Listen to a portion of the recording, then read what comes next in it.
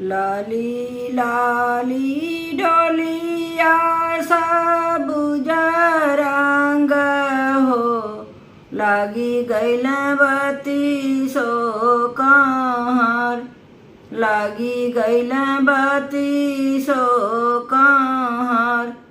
जब डोली गैली पीपर तर हो, पीपर पात झरी जा, पीपर पात झरी जा।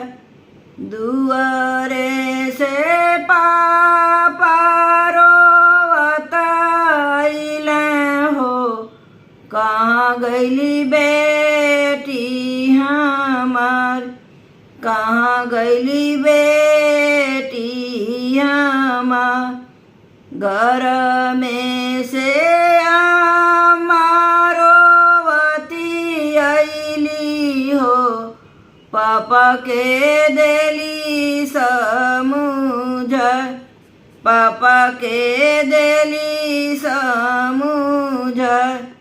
राउर बेटी सासुरवा गइली हो, गइली लक्ष्मी हमार, गइली लक्ष्मी हमार। दुआरे से चाचारो अतैल हो, कहाँ गइली बेटी हमार, कहाँ गइली बछिया हमार।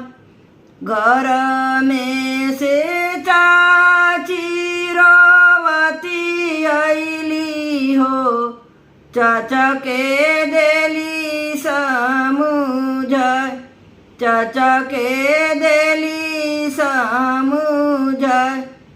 राउर बेटी सासुरवा गइली हो, गइली लक्ष्मी हमार, गइली लक्ष्मी हमार।